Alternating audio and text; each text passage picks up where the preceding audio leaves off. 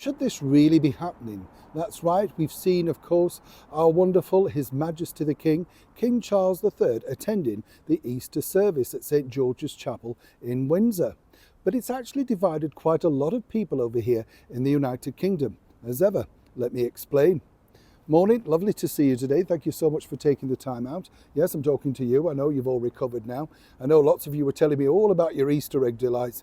I know, I'm just waiting to see if the caramel eggs come down in price. But then, as you do this, I saw a thing in the newspaper and it said, you'd be shocked at how much sugar there is in a cream egg. I thought, no, the price of it shocked me, not how much sugar was in the cream egg. 85 pence for that. You know, you might as well just buy 6 plain eggs and make an omelette, don't you think? Who can afford stuff like that? It's supposed to be a treat, isn't it? Hopefully they'll all be down to 10 pence soon. Yes, until Easter rolls round again. Now, as we all know, it was delightful to see His Majesty the King at St George's Chapel attending the Easter service alongside the Queen Camilla. And a lot of people, of course, picked this particular escapade apart. And I don't know about you, I thought he looked in terrific health. And of course, it was lovely to see him alongside other senior members of the British monarchy, including the Princess Royal, Her Royal Highness Princess Anne. Always looked so stoic and together and, you know, no nonsense fussiness, have you noticed? Just battles on with things, you know. Fergie, of course, the delightful Duchess of York, alongside Prince Andrew was there. And as I said the other day, you know, it's a family event, why not? But over here, you see, His Majesty the King, people are very concerned because, as we all know, they were sat separately from certain individuals inside the church for fear of germs and all sorts of things that can happen as he undergoes his treatment for the health condition right now. And I totally agree with that. But you see, inside the palace, it's my belief, or should I say, what's been told to me, is that people are very concerned that His Majesty the King is pushing himself actually too hard in a version to be seen, to be visible. You see, he's taken a lead, of course, from his late mother, Queen Elizabeth, who said, you know, you had to be seen to be believed.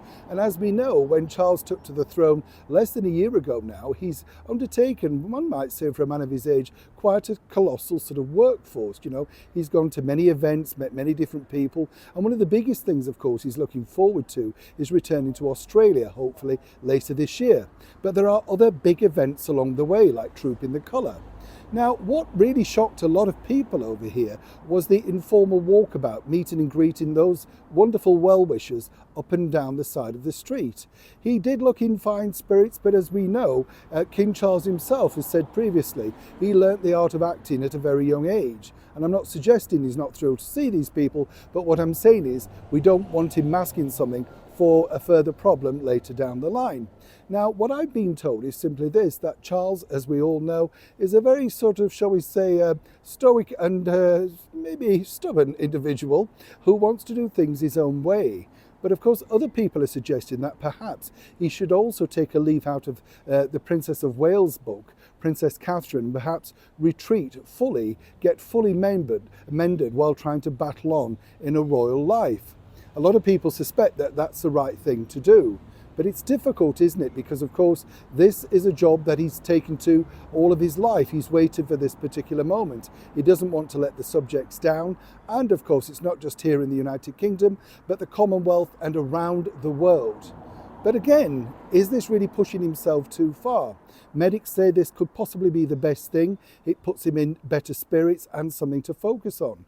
But others are suggesting that perhaps this could be pushing himself almost to the limit. As ever, I'd love to know what you think. It was delightful to see him, but at what cost? Neil Sean in the heart of Yorkshire.